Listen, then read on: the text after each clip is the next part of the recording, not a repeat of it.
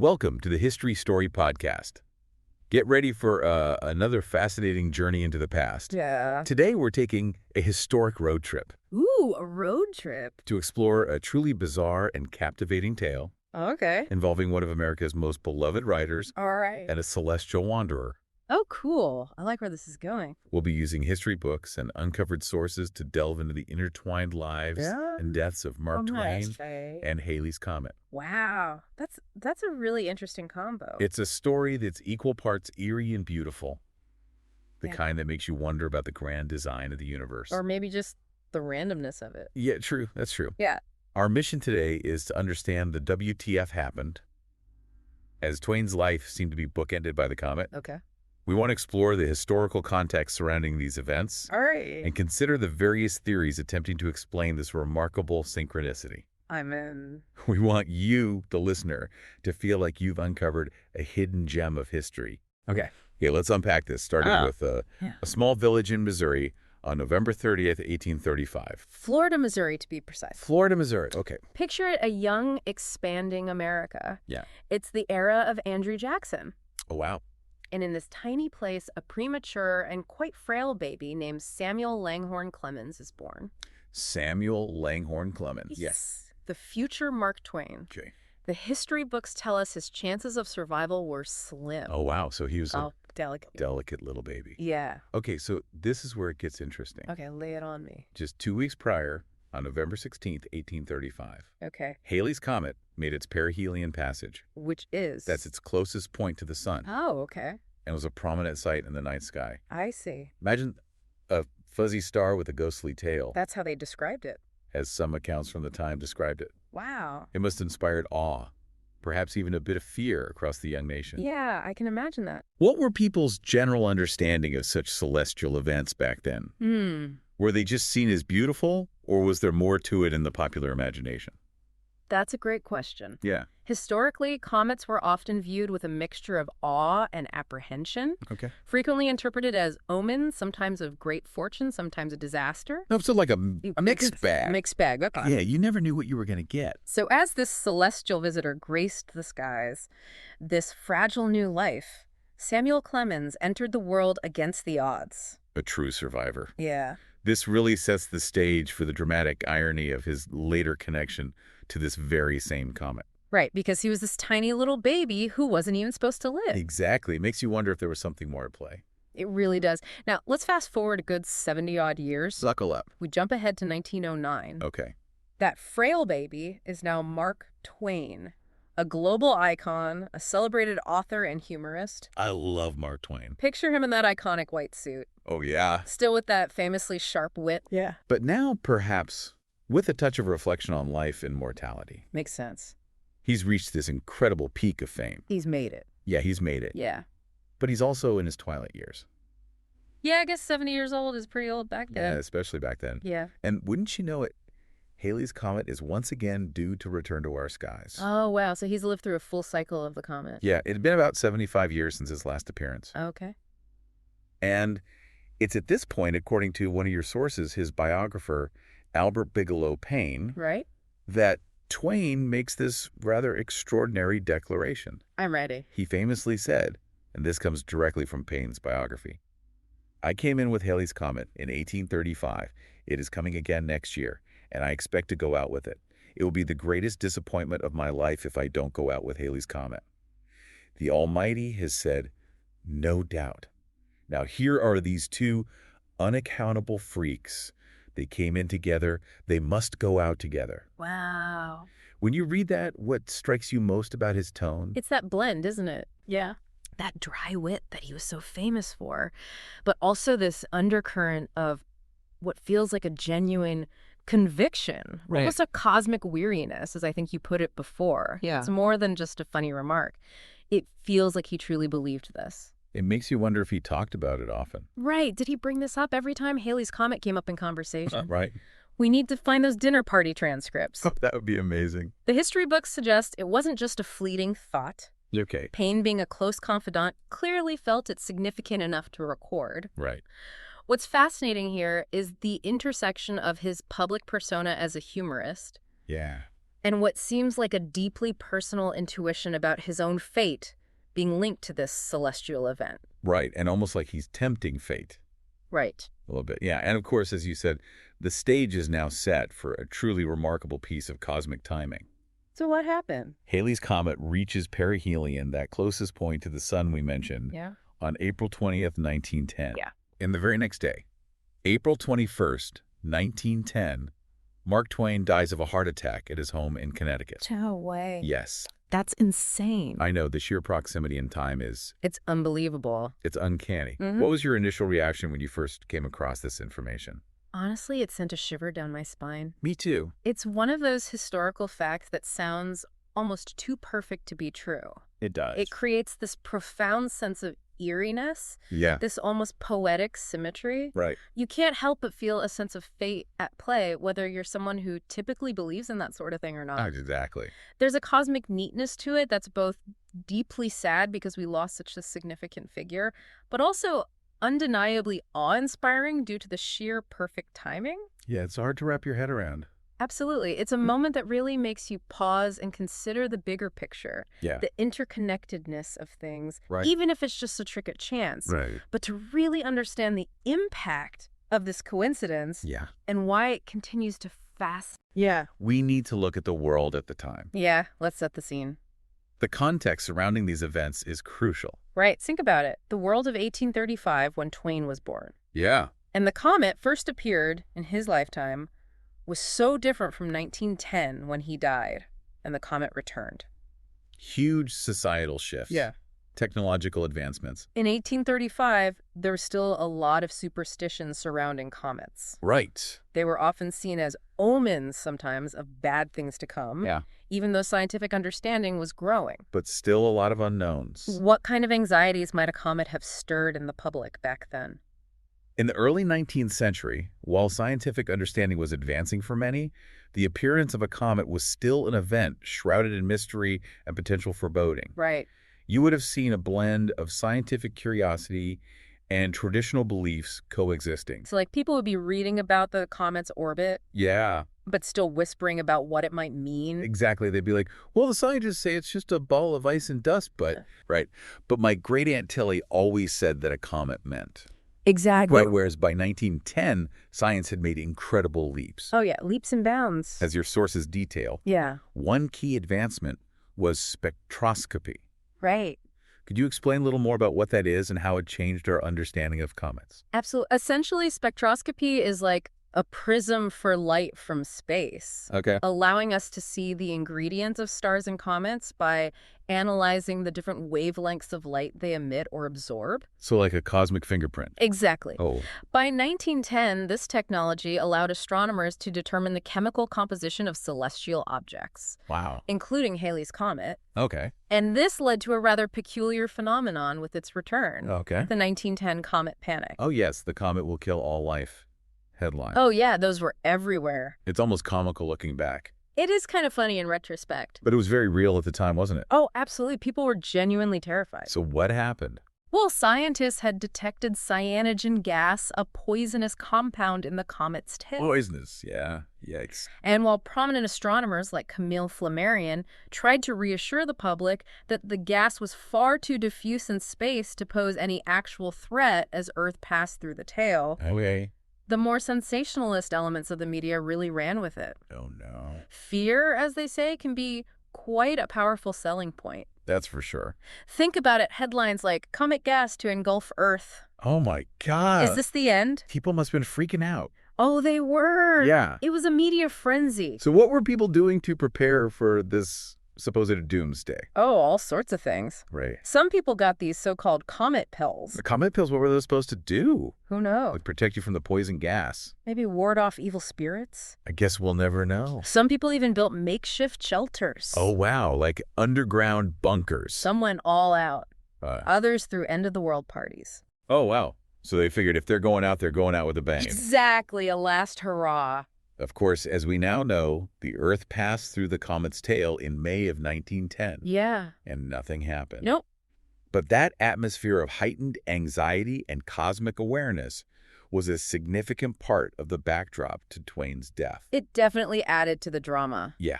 It really did. And we also can't overlook Twain's own status at this point. Oh, absolutely. By 1910, as you rightly pointed out, he wasn't just a writer. He was a He legend. was a towering cultural figure, practically an American institution. His words resonated with so many people. His death would have been major news, regardless of the comet. For sure. But the fact that it coincided so perfectly with the comet's return, seemingly fulfilling his own prediction, Yeah. elevated it to something far more significant. It's like something out of a storybook. A legend in the making. Did your sources give any indication of how the news of his death was initially received in relation to the comet?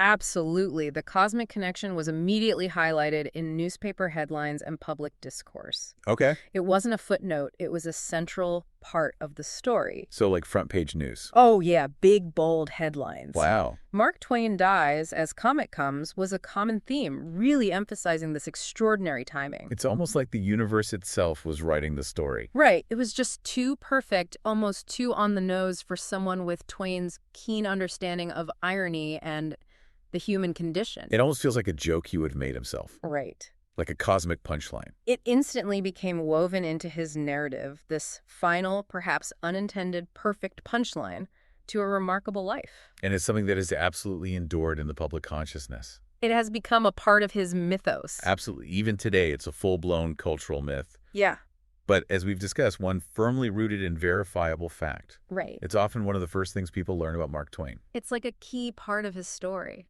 His almost faded connection to Halley's Comet. It's captivating. It's a go-to example of a truly strange but true historical coincidence.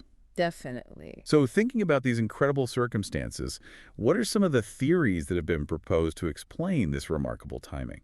Well, beyond simply acknowledging it as a bizarre coincidence, several possibilities have been considered. Okay. The most straightforward and the one favored by most historians and scientists is simply that an astonishing coincidence. Okay. This aligns with the principle of Occam's razor. Which is? The simplest explanation is often the most likely. Okay, so no need to overthink it. Exactly. Halley's Comet returns roughly every 75, 76 years, and Twain lived to be 74. Yeah. Statistically, a near overlap of his lifespan with 2 appearances of the comet wasn't impossible. Makes sense. It's like flipping a coin and getting heads twice in a row. It's not that unlikely. Exactly. That makes sense from a purely statistical standpoint. Right. He was born near the comet's perihelion in 1835 and died the day after its perihelion in 1910. It's close. The truly remarkable part, as some have noted, is that precision of the timing of his death relative to the comet's closest approach to the sun. Exactly. While a near coincidence of his lifespan with the comet's appearances might be statistically plausible, the death occurring literally the day after perihelion does feel particularly striking. Like it was planned. Right? It highlights how sometimes improbable things do indeed happen, even without a discernible cause and effect relationship. So maybe it's just a cosmic roll of the dice. Maybe. Now, there's another theory that's a bit more psychological, I suppose. Okay, I'm intrigued. The idea of a self-fulfilling prophecy Okay. or some kind of psychosomatic influence. Interesting. Could Twain's own strong prediction, his repeated statements about expecting to go out with the comet, have somehow played a role in the timing of his decline? That's a tough one. Especially given his existing health issues and the recent loss of his daughter. Yeah, you're talking about a man who was already dealing with a lot, both physically and emotionally. Exactly. It's certainly a fascinating avenue to consider. Yeah. We know from the history books that Twain was in declining health in his final years, suffering from angina. Right. And the death of his daughter Jean in December 1909 was a profound blow to him. A devastating loss. Absolutely. While it's impossible to definitively prove a direct causal link between his prediction and his death, Right. the power of the mind-body connection is a well-documented phenomenon. That's true. Could his expectation, his almost acceptance of this cosmic timing, have subtly influenced his physical state? So it's not that he willed himself to die, Right. but maybe his belief in this cosmic connection made him more susceptible. Maybe he subconsciously let go. Interesting. It's more about a psychological alignment than him willing himself to die, perhaps a subconscious yielding to what he believed was inevitable. It's like he was surrendering to fate. In a way. Then you get into the more romantic or perhaps even mystical interpretations. Okay, let's hear it. The idea of a cosmic destiny. Ooh. That Twain and the comet were somehow inexplicably linked to unaccountable freaks, as he himself put it. Right. Their fates intertwined across the vastness of space and time. That's a beautiful thought. It is. But is there any evidence to support that? That's where it gets tricky. Okay. This perspective definitely moves beyond the realm of scientific explanation Right.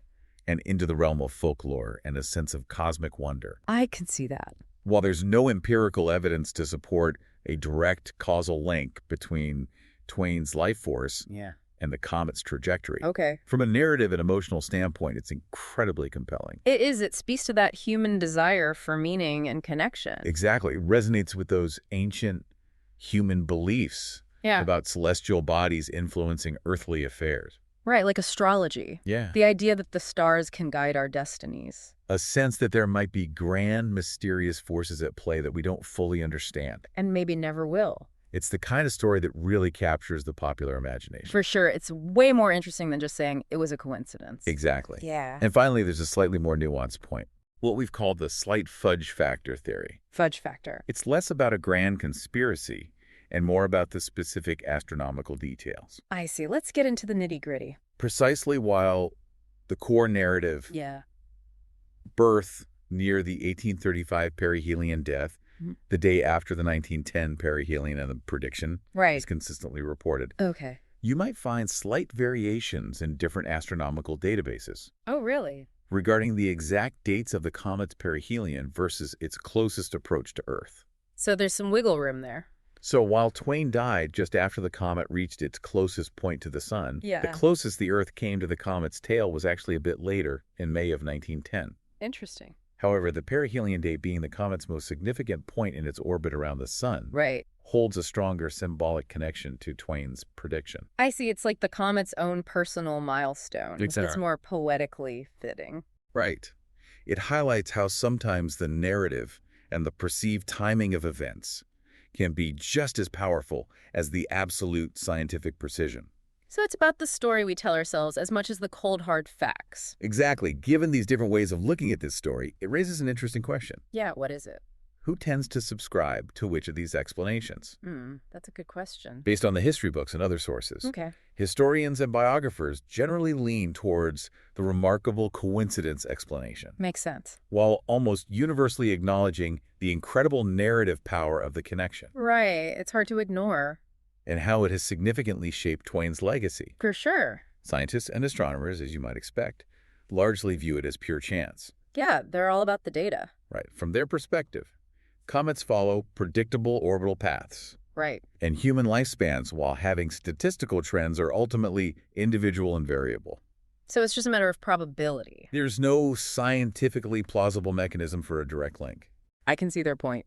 The general public and popular culture, however, seem to overwhelmingly embrace the idea of a fateful synchronicity. It's a much better story. It is. It's just a much more compelling and memorable story, tapping into that human fascination with patterns and connections. We love to find meaning in things, even if it's not really there.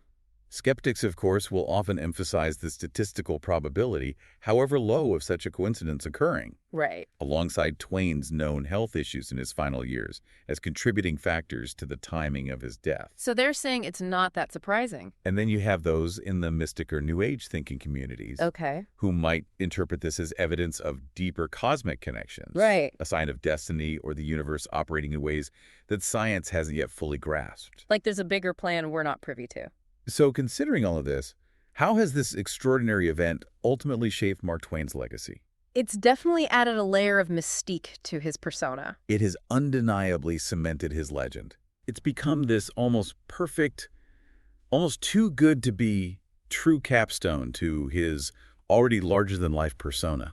It's like the universe gave him the perfect send-off. It makes him seem almost mythically attuned to the cosmos. Right. He wasn't just a brilliant writer and humorist. He was a man of destiny. He had this uncanny, seemingly preordained connection to a major celestial event. It's like he was touched by the stars. You're absolutely right. You'd be hard-pressed to find a serious biography or documentary about Twain that doesn't highlight this detail. It's become a defining element of his story. It's become so deeply intertwined with the narrative of his life and death. And you see echoes of this idea linked to celestial events. Right. Pop up in literature, film, and other forms of storytelling all the time. Oh, yeah, all the time. The Twain Comet story serves as this incredible real-life example of that trope. It's the ultimate cosmic coincidence story. And it's something that gets rediscovered and shared constantly. Yeah, it's one of those stories that never gets old. Keeping both Twain's and Halley's comets' names alive in the popular imagination.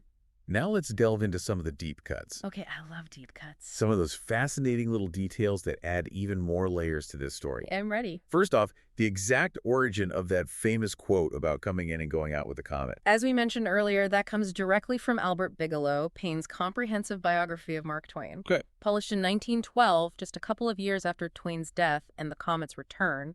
Okay. Paine was not only his authorized biographer, but also a very close personal friend during Twain's final years, So he had a front row seat. which lends significant weight and credibility to his account. He specifically records Twain making this statement in 1909. Right around the time the anticipation for the comet's return was building. And it's so important to remember the context in which Twain made this prediction. Yeah.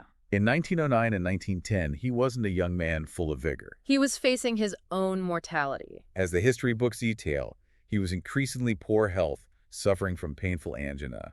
Right. And the recent death of his beloved daughter Jean in December of 1909 had profoundly affected him. That must have been incredibly difficult for him. This wasn't a flippant remark from someone in the prime of their life. It came from an aging man very much aware of his own mortality. It adds a whole new layer of meaning to his words. Your sources also point out that while Twain was renowned for his sharp wit and often skeptical outlook, Right. He wasn't exactly known for being a starry-eyed dreamer. he also harbored a documented fascination with the unexplained, Really? including psychic phenomena and the possibility of forces beyond our immediate understanding. Huh. So he wasn't completely closed off to the idea of the supernatural. He was even a member of the Society for Psychical Research for a time. Wow, so he was actively exploring these ideas. This adds a layer of complexity to his apparent acceptance of this cosmic alignment with the comet. It makes you wonder what he truly believed. And going back to the comets themselves, it's a striking contrast, isn't it, between the public reaction to the 1835 appearance during Twain's birth and the widespread panic that accompanied the 1910 return. Night and day. That shift was largely fueled by the scientific advancements, Right. specifically the discovery of cyanogen gas in the comet's tail, which, as we discussed, was then sensationalized by the media. The Ur cells. And while Twain died the day after the comet's perihelion, Yeah. which, as we've noted, carries the stronger symbolic resonance with his prediction. Right. It's interesting to remember that the actual closest approach of the Earth to the comet's tail occurred a bit later in May of 1910.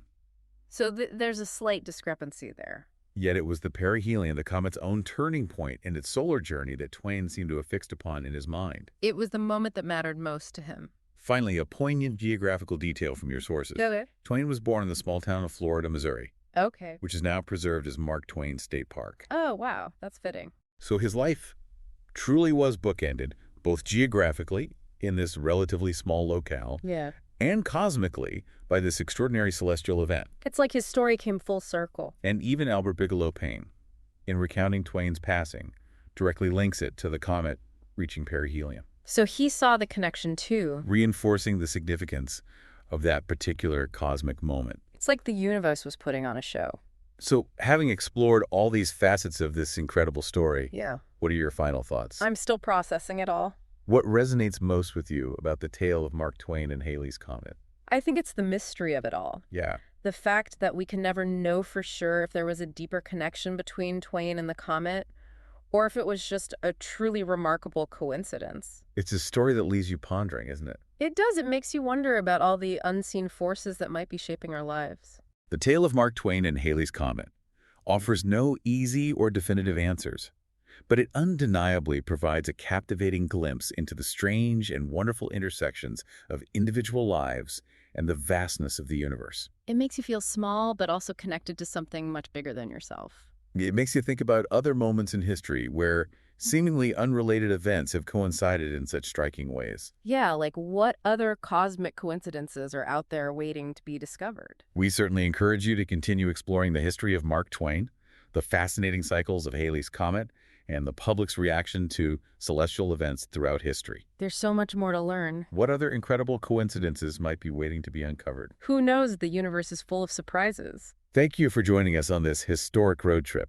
It's been a wild ride. We hope this story has sparked your curiosity and given you a renewed appreciation for those moments where history seems to dance with the cosmos. It's a beautiful dance. If you found this story as fascinating as we did, please share it with someone who loves a good believe it or not moment. Spread the cosmic love. Until our next journey into the captivating stories of the past, keep exploring the rich tapestry of history. And keep looking up at the stars.